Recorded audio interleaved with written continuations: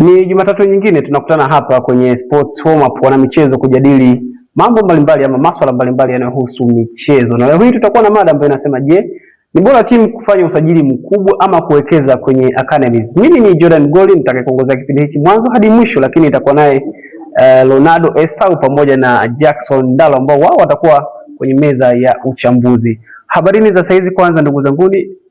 Sawa kabisa. Ronaldo naamini uko sawa kabisa. Sawa. Tuko tayari. Sawa kabisa. Twende tukaangazie moja kwa moja kwenye mada ambayo imetuweka siku hii ya leo hapa studio. Kwako wewe Jackson Ndalo, nikianza na wewe, ni bora timu kuweza kufanya usajili mkubwa ama kuwekeza kwenye academies? Kipi ni bora kati ya hivi vitu viwili? Mimi nafikiri vyote ni sahihi na vyote ni muhimu, kwa sababu ukizungumzia klabu kama Barcelona ya pale nchini Hispania ni klabu ambayo imejikita sana kuzalisha wachezaji kutoka katika academy ya La Masia, lakini kipo kipindi ambacho ilifikia hatua na wao pia wakapata msukosuko kwenye kuzalisha wachezaji, kwa sababu ilifikia hatua wakaanza kutafuta tena wachezaji kutoka nje. Hii ni namna gani ambavyo vyote vinategemeana, kwa sababu ni timu ambayo ilikuwa imejikita kwenye kuzalisha wachezaji kwenye academy, lakini kuna kipindi academy inakosa wale wachezaji kama waliokuwa wanatoka Lionel Messi, Andre Iniesta na wengine ambao walishawahi kupita katika academy ya La Masia, wakaanza kusajili wachezaji wengine. Tunamuona mchezaji kama Pedri ambaye hakutoka pale katika academy bali alitoka katika timu nyingine kule barani Amerika.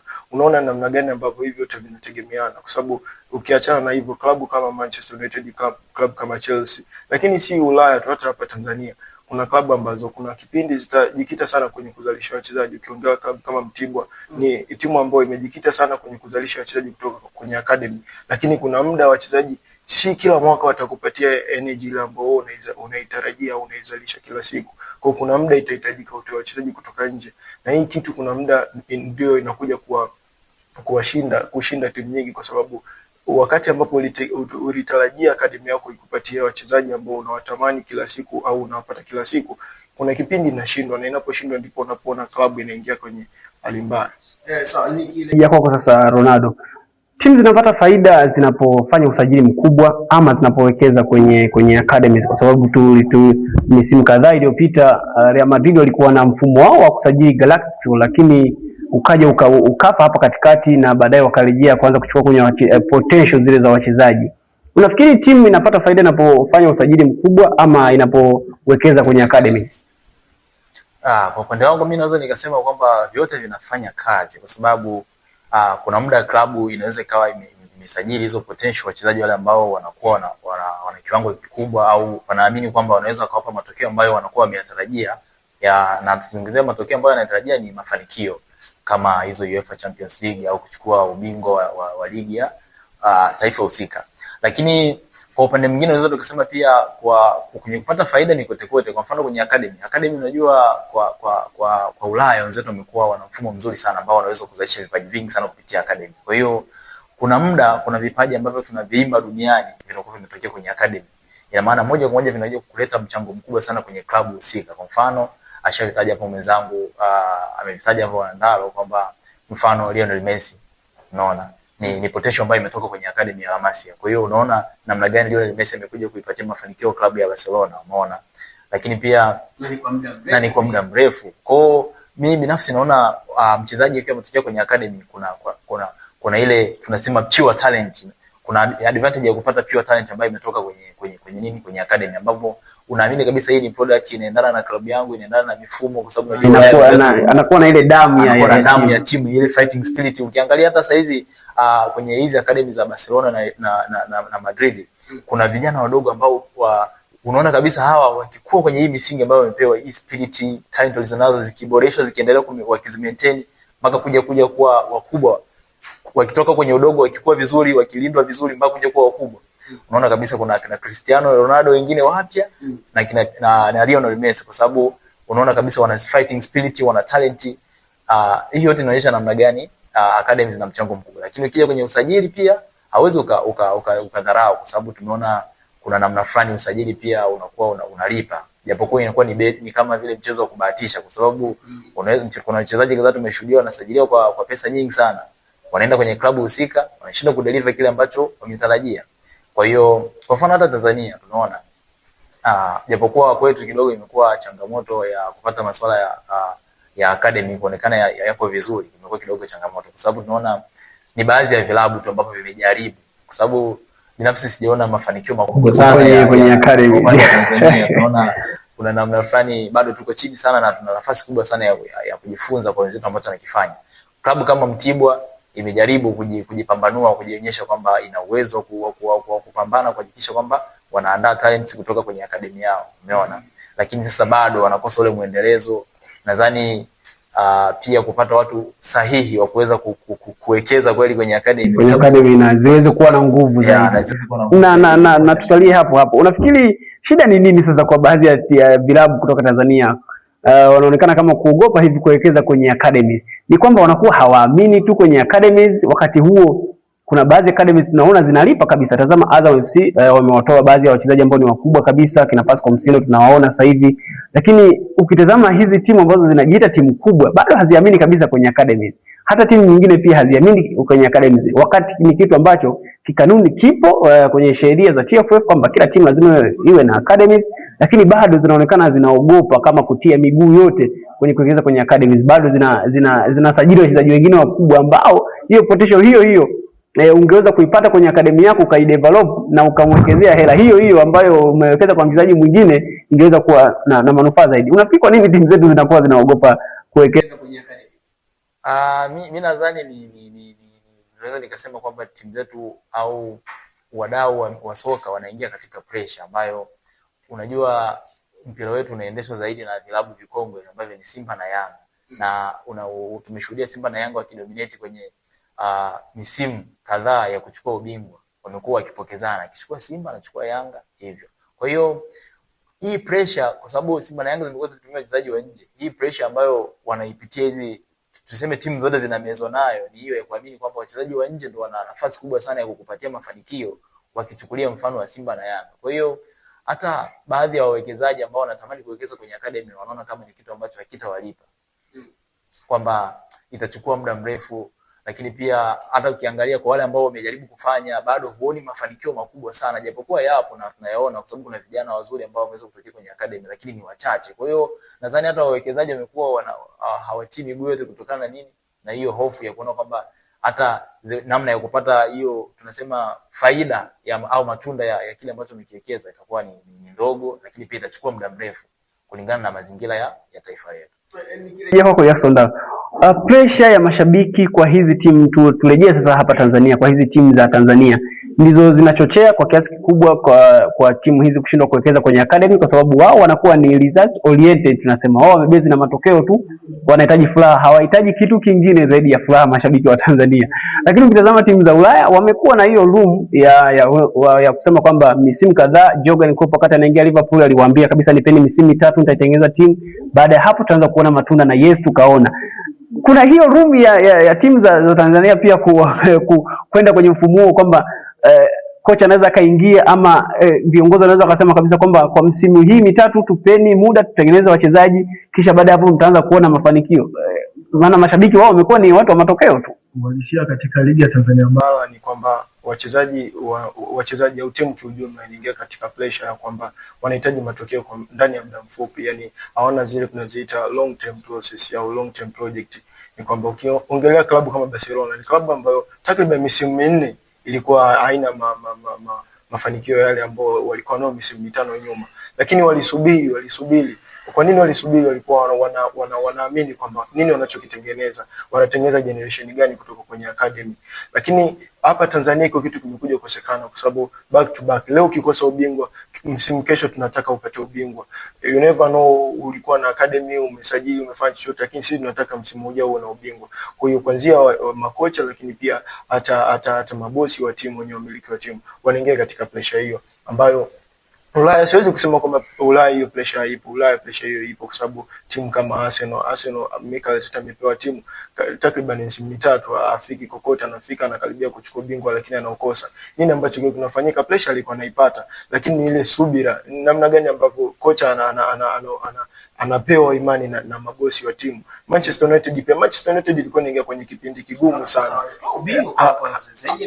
Yes, lakini kuna muda unaona timu bado inampa imani kocha, kwa sababu wanajua tuna long term project ambayo tunahitaji kuifanya. Sasa hii kitu inakuja kukosekana katika timu za Tanzania bara, na ndio maana hata unakuta inaingia kwenye pressure kutafuta wachezaji wakubwa, kusajili wachezaji wa gharama kubwa sana, japokuwa kuna wengi ambao wanakuwa walipi. Ukiongelea Simba msimu wamesajili wachezaji takriban 5 ambao wamekuja tena kuwatoa kwenye dirisha dogo la msimu huu kwa sababu hawajawalipa, lakini wale wasajili kwa gharama kubwa sana.